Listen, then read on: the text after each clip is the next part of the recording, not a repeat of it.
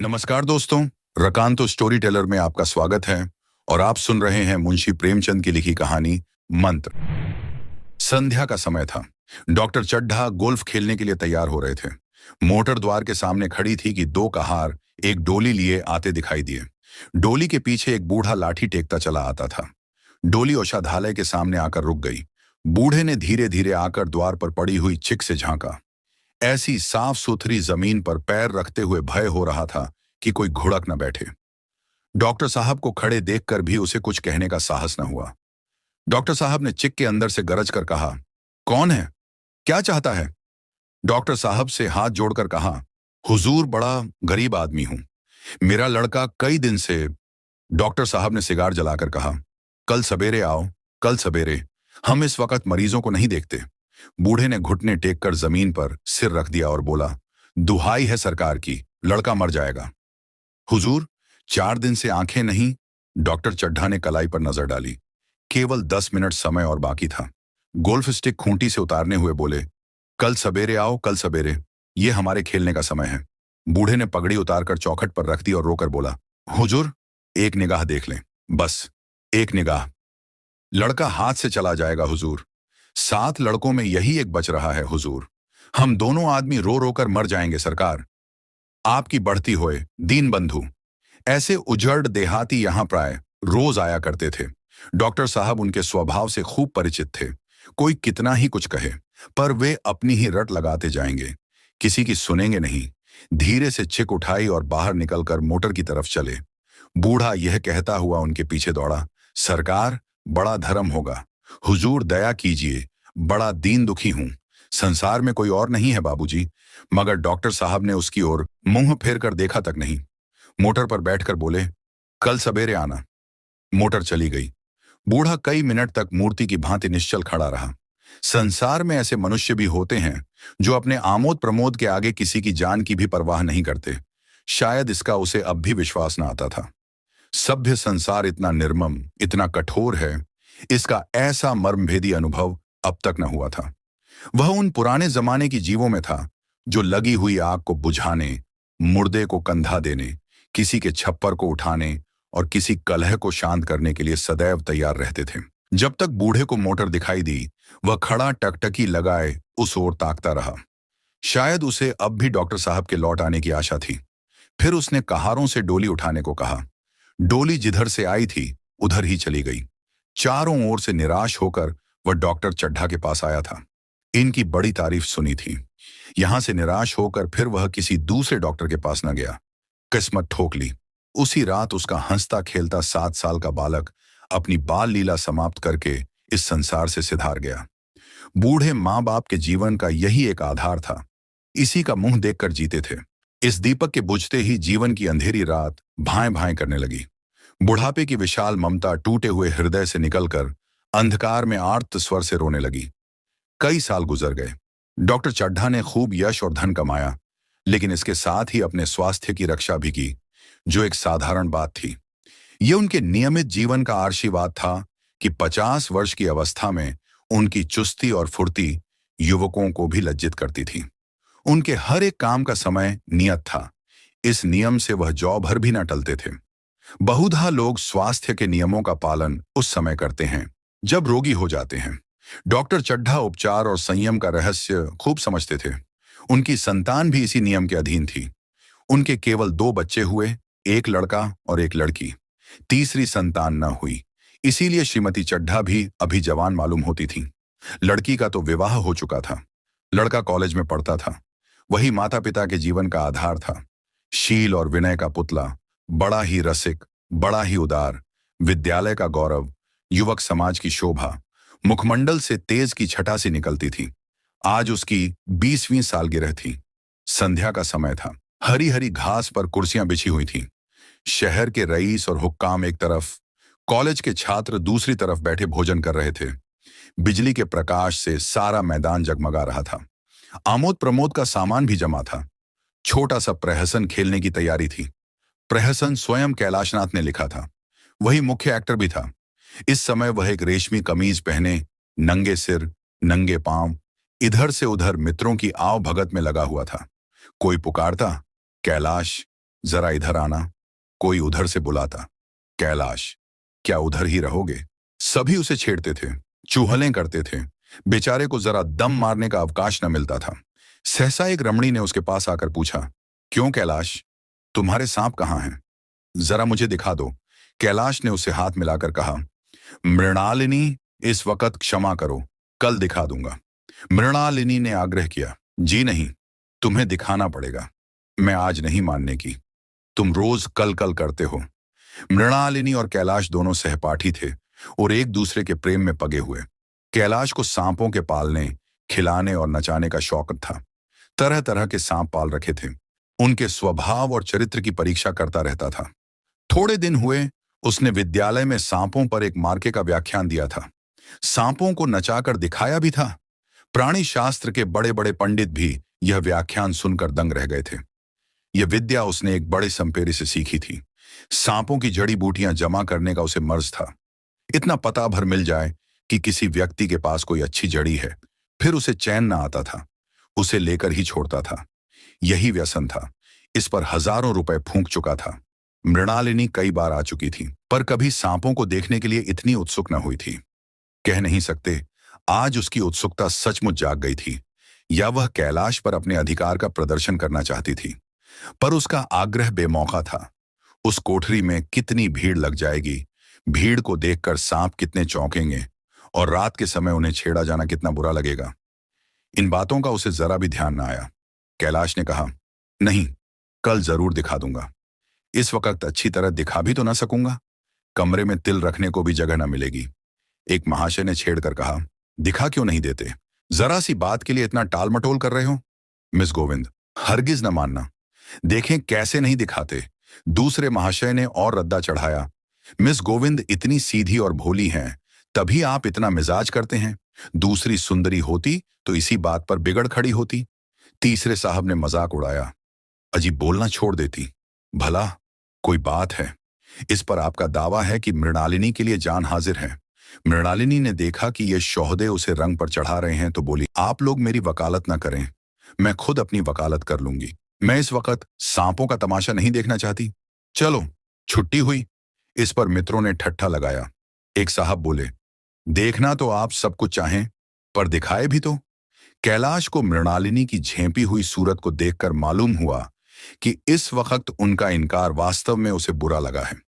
ज्यों ही प्रीति भोज समाप्त हुआ और गाना शुरू हुआ, उसने मृणालिनी और अन्य मित्रों को सांपों के दरबे के सामने ले जाकर महुअर बजाना शुरू किया। फिर एक एक खाना खोलकर एक एक सांप को निकालने लगा। वाह, क्या कमाल था! ऐसा जान पड़ता था कि वे कीड़े उसकी एक एक बात, उसके मन का एक एक भाव समझते हैं। किसी को उठा लिया, किसी को गर्दन में डाल लिया, किसी को हाथ में लपेट लिया। मृणालिनी बार बार मना करती कि इन्हें गर्दन में न डालो, दूर ही से दिखा दो, बस जरा नचा दो। कैलाश की गर्दन में सांपों को लिपटते देखकर उसकी जान निकली जाती थी। पछता रही थी कि मैंने व्यर्थ ही इनसे सांप दिखाने को कहा, मगर कैलाश एक न सुनता था। प्रेमिका के सम्मुख अपने सर्प कला प्रदर्शन का ऐसा अवसर पाकर वह कब चूकता। एक मित्र ने टीका की, दांत तोड़ डाले होंगे। कैलाश हंसकर बोला, दांत तोड़ डालना मदारियों का काम है, किसी के दांत नहीं तोड़े गए। कहिए तो दिखा दूं। कहकर उसने एक काले सांप को पकड़ लिया और बोला, मेरे पास इससे बड़ा और जहरीला सांप दूसरा नहीं है। अगर किसी को काट ले तो आदमी आनन फानन में मर जाए, लहर भी ना आए। इसके कांटे पर मंत्र नहीं। इसके दांत दिखा दूं? मृणालिनी ने उसका हाथ पकड़कर कहा, नहीं नहीं कैलाश, ईश्वर के लिए इसे छोड़ दो, तुम्हारे पैरों पड़ती हूं। इस पर एक दूसरे मित्र बोले, मुझे तो विश्वास नहीं आता, लेकिन तुम कहते हो तो मान लूंगा। कैलाश ने सांप की गर्दन पकड़कर कहा, नहीं साहब, आप आंखों से देखकर मानिए। दांत तोड़कर वश में किया तो क्या? सांप बड़ा समझदार होता है। अगर उसे विश्वास हो जाए कि इस आदमी से मुझे कोई हानि न पहुंचेगी तो वह उसे हरगिज न काटेगा। मृणालिनी ने जब देखा कि कैलाश पर इस वक्त भूत सवार है तो उसने यह तमाशा न करने के विचार से कहा, अच्छा भाई, अब यहां से चलो। देखा, गाना शुरू हो गया है, आज मैं भी कोई चीज सुनाऊंगी। यह कहते हुए उसने कैलाश का कंधा पकड़कर चलने का इशारा किया और कमरे से निकल गई। मगर कैलाश विरोधियों का शंका समाधान करके ही दम लेना चाहता था। उसने सांप की गर्दन पकड़कर जोर से दबाई, इतनी जोर से दबाई कि उसका मुंह लाल हो गया, देह की सारी नसें तन गईं। सांप ने अब तक उसके हाथों ऐसा व्यवहार न देखा था। उसकी समझ में न आता था कि यह मुझसे क्या चाहते हैं। उसे शायद भ्रम हुआ कि मुझे मार डालना चाहते हैं, अतएव वह आत्मरक्षा के लिए तैयार हो गया। कैलाश ने उसकी गर्दन खूब दबाकर मुंह खोल दिया और उसके जहरीले दांत दिखाते हुए बोला, जिन सज्जनों को शक हो आकर देख लें। आया विश्वास या अब भी कुछ शक है? मित्रों ने आकर उसके दांत देखे और चकित हो गए। प्रत्यक्ष प्रमाण के सामने संदेह को स्थान कहां? मित्रों का शंका निवारण करके कैलाश ने सांप की गर्दन ढीली कर दी और उसे जमीन पर रखना चाहा, पर वह काला गेहूं वन क्रोध से पागल हो रहा था। गर्दन नरम पड़ते ही उसने सिर उठाकर कैलाश की उंगली में जोर से काटा और वहां से भागा। कैलाश की उंगली से टप टप खून टपकने लगा। उसने जोर से उंगली दबा ली और अपने कमरे की तरफ दौड़ा। वहां मेज की दराज में एक जड़ी रखी हुई थी, जिसे पीस कर लगा देने से घातक विष भी रफू हो जाता था। मित्रों में हलचल पड़ गई। बाहर महफिल में भी खबर हुई। डॉक्टर साहब घबराकर दौड़े। फौरन उंगली की जड़ कसकर बांधी गई और जड़ी पीसने के लिए दी गई। डॉक्टर साहब जड़ी के कायल न थे। वह उंगली का डसा भाग नश्त्र से काट देना चाहते, मगर कैलाश को जड़ी पर पूर्ण विश्वास था। मृणालिनी पियानो पर बैठी हुई थी। यह खबर सुनते ही दौड़ी और कैलाश की उंगली से टपकते हुए खून को रूमाल से पोंछने लगी। जड़ी पीसी जाने लगी, पर उसी 1 मिनट में कैलाश की आंखें झपकने लगीं। ओंठों पर पीलापन दौड़ने लगा, यहां तक कि वह खड़ा न रह सका। फर्श पर बैठ गया। सारे मेहमान कमरे में जमा हो गए। कोई कुछ कहता था, कोई कुछ। इतने में जड़ी पीस कर आ गई। मृणालिनी ने उंगली पर लेप किया। 1 मिनट और बीता। कैलाश की आंखें बंद हो गईं। वह लेट गया और हाथ से पंखा झलने का इशारा किया। मां ने दौड़कर उसका सिर गोद में रख लिया और बिजली का टेबल फैन लगा दिया। डॉक्टर साहब ने झुककर पूछा, कैलाश, कैसी तबीयत है? कैलाश ने धीरे से हाथ उठा लिए, पर कुछ बोल न सका। मृणालिनी ने करुण स्वर में कहा, क्या जड़ी कुछ असर न करेंगी? डॉक्टर साहब ने सिर पकड़कर कहा, क्या बतलाऊं? मैं इसकी बातों में आ गया। अब तो नश्त्र से भी कुछ फायदा न होगा। आध घंटे तक यही हाल रहा। कैलाश की दशा प्रतिक्षण बिगड़ती जाती थी, यहां तक कि उसकी आंखें पथरा गईं, हाथ पांव ठंडे पड़ गए, मुख की कांति मलिन पड़ गई, नाड़ी का कहीं पता नहीं। मौत के सारे लक्षण दिखाई देने लगे। घर में कोहराम मच गया। मृणालिनी एक ओर सिर पीटने लगी, मां अलग पछाड़े खाने लगी। डॉक्टर चड्ढा को मित्रों ने पकड़ लिया, नहीं तो वह नश्तर अपनी गर्दन पर मार लेते। एक महाशय बोले, कोई मंत्र झाड़ने वाला मिले तो संभव है अब भी जान बच जाए। एक मुसलमान सज्जन ने इसका समर्थन किया, अरे साहब, कब्र में पड़ी हुई लाशें जिंदा हो गई हैं, ऐसे ऐसे बाक माल पड़े हुए हैं। डॉक्टर चड्ढा बोले, मेरी अक्ल पर पत्थर पड़ गया था कि इसकी बातों में आ गया। नश्तर लगा देता तो यह नौबत ही क्यों आती। बार बार समझाता रहा कि बेटा, सांप न पालो, मगर कौन सुनता था। बुलाइए, किसी झाड़ फूंक करने वाले ही को बुलाइए।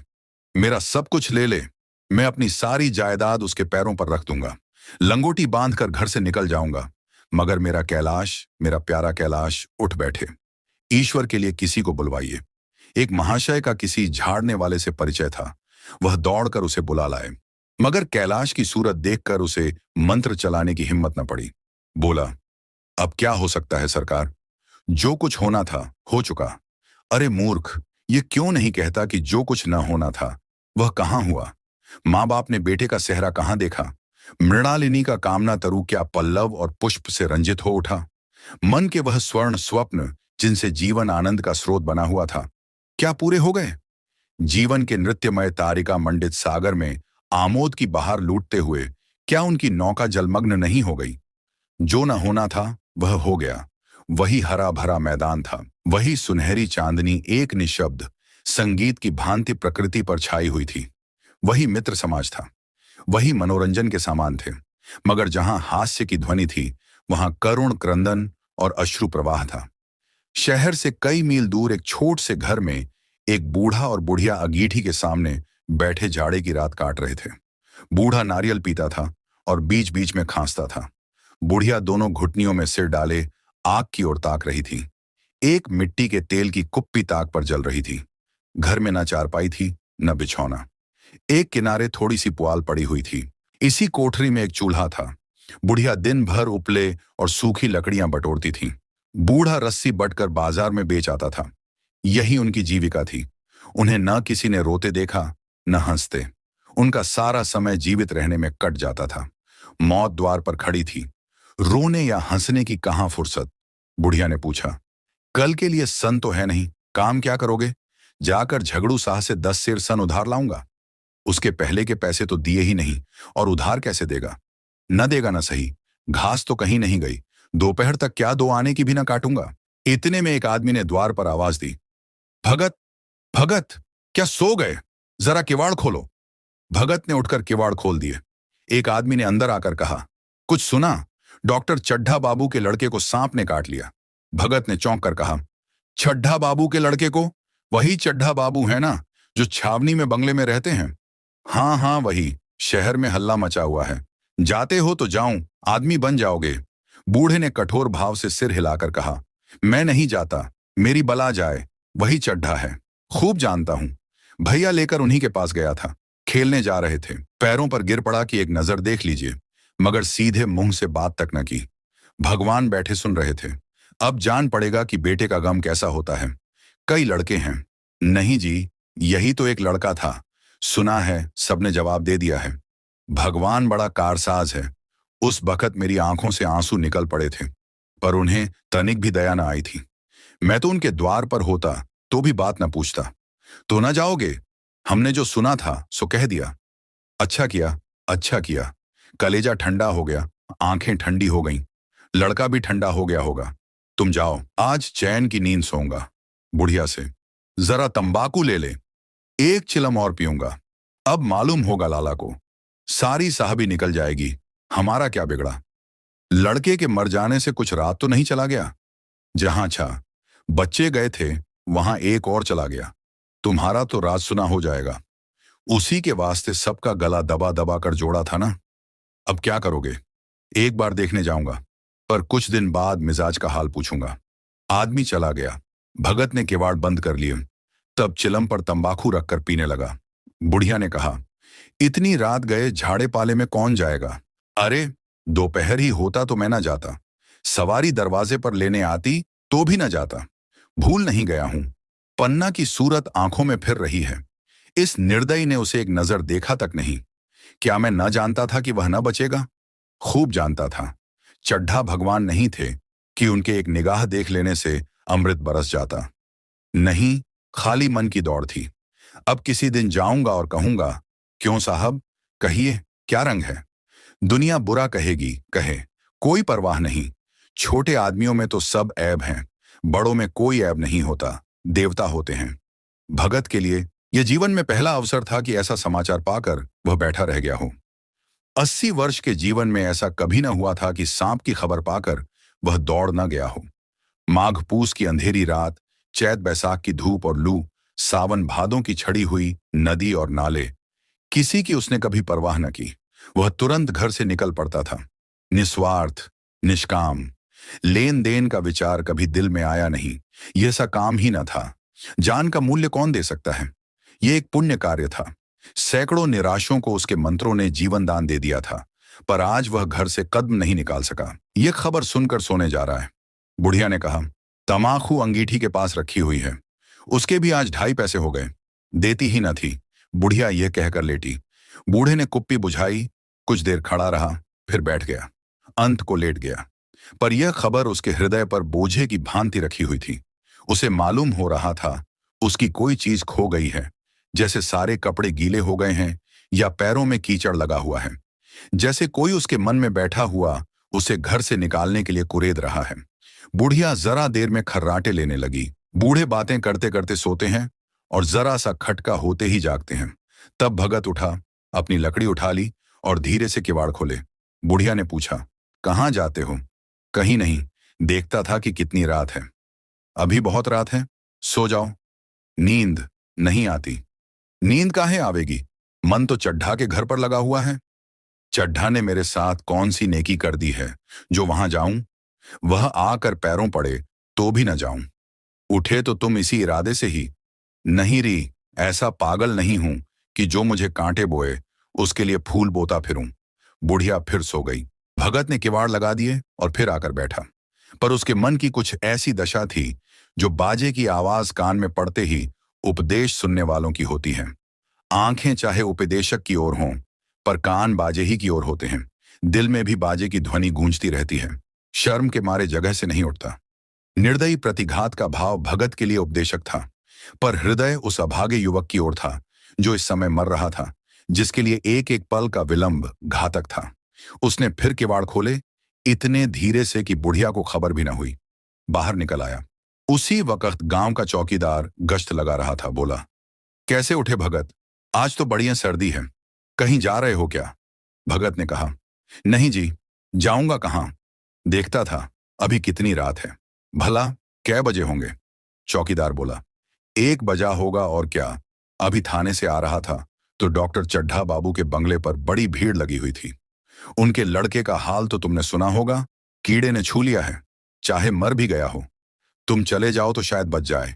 सुना है इस 1000 तक देने को तैयार हैं। भगत, मैं तो न जाऊं चाहे वह 10 लाख भी दें। मुझे 10,000 रुपए या 10 लाख लेकर करना क्या है? कल मर जाऊंगा, फिर कौन भोगने वाला बैठा हुआ है? चौकीदार चला गया। भगत ने आगे पैर बढ़ाया। जैसे नशे में आदमी की देह अपने काबू में नहीं रहती। पैर कहीं रखता है, पड़ता कहीं है, कहता कुछ है, जबान से निकलता कुछ है। वही हाल इस समय भगत का था। मन में प्रतिकार था, पर कर्म मन के अधीन न था। जिसने कभी तलवार नहीं चलाई, वह इरादा करने पर भी तलवार नहीं चला सकता। उसके हाथ कांपते हैं, उठते ही नहीं। भगत लाठी खटखट करता लपका चला जाता था। चेतना रोकती थी, पर उपचेतना ठेलती थी। सेवक स्वामी पर हावी था। आधी राह निकल जाने के बाद सहसा भगत रुक गया। हिंसा ने क्रिया पर विजय पाई। मैं यूं ही इतनी दूर चला आया। इस झाड़े पाले में मरने की मुझे क्या पड़ी थी? आराम से सोया क्यों नहीं? नींद ना आती न सही, 2-4 भजन ही गाता। व्यर्थ इतनी दूर दौड़ा आया।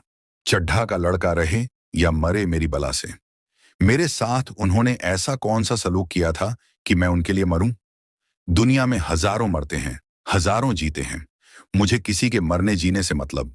मगर उपचेतन ने अब एक दूसरा रूप धारण किया, जो हिंसा से बहुत कुछ मिलता जुलता था। वह झाड़ फूंक करने नहीं जा रहा है। वह देखेगा कि लोग क्या कर रहे हैं। डॉक्टर साहब का रोना पीटना देखेगा, किस तरह सिर पीटते हैं, किस तरह पछाड़े खाते हैं। वे लोग तो विद्वान होते हैं, सब्र कर जाते होंगे। हिंसा भाव को यूं धीरज देता हुआ वह फिर आगे बढ़ा। इतने में 2 आदमी आते दिखाई दिए। दोनों बातें करते चले आ रहे थे। चड्ढा बाबू का घर उजड़ गया, वहीं तो एक लड़का था।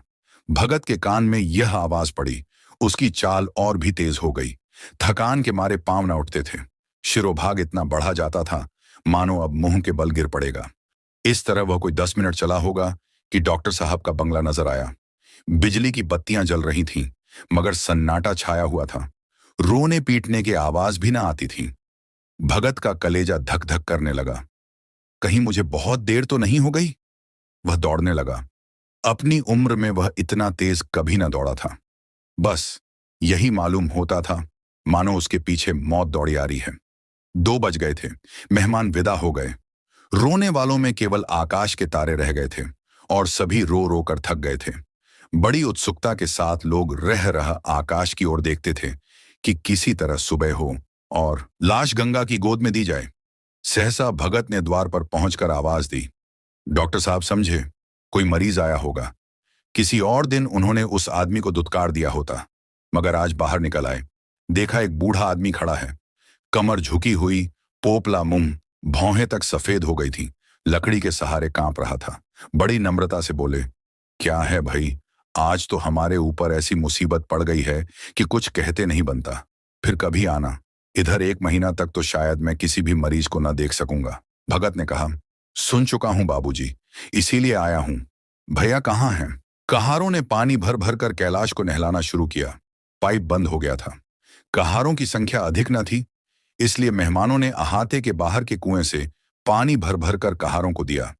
मृणालिनी कलसा लिए पानी ला रही थी। बूढ़ा भगत खड़ा मुस्कुरा मुस्कुरा कर मंत्र पढ़ रहा था, मानो विजय उसके सामने खड़ी है। जब एक बार मंत्र समाप्त हो जाता तब उसने एक जड़ी कैलाश के सिर पर डाली और न जाने कितनी बार भगत ने मंत्र फूंका। आखिर जब उषा ने अपनी लाल लाल आंखें खोली तो कैलाश की भी लाल लाल आंखें खुल गईं। एक क्षण में उसने अंगड़ाई ली और अपने पास से तमाकू निकालकर भरी। यहां तो भगत की चारों ओर तलाश होने लगी और भगत लपका हुआ घर चला जा रहा था कि बुढ़िया के उठने से पहले पहुंच जाऊं। जब मेहमान लोग चले गए तो डॉक्टर साहब ने नारायणी से कहा, बुढ़ा न जाने कहां चला गया। एक चिलम तमाकू का भी रवादार न हुआ। नारायणी, मैंने तो सोचा था इसे कोई बड़ी रकम दूंगी। चड्ढा, रात को तो मैंने नहीं पहचाना, पर जरा साफ हो जाने पर पहचान गया। एक बार यह एक मरीज को लेकर आया था। मुझे अब याद आता है कि मैं खेलने जा रहा था और मरीज को देखने से इनकार कर दिया था। आज उस दिन की बात याद करके मुझे जितनी ग्लानि हो रही है उसे प्रकट नहीं कर सकता। मैं उसे अब खोज निकालूंगा और उसके पैरों पर गिरकर अपना अपराध क्षमा कराऊंगा। वह कुछ लेगा नहीं, ये जानता हूं। उसका जन्म यश की वर्षा करने ही के लिए हुआ है। उसकी सज्जनता ने मुझे ऐसा आदर्श दिखा दिया है जो अब से जीवन पर्यंत मेरे सामने रहेगा। आप सुन रहे थे मुंशी प्रेमचंद जी की लिखी कहानी मंत्र। कहानी को धैर्य और ध्यान से सुनने के लिए धन्यवाद।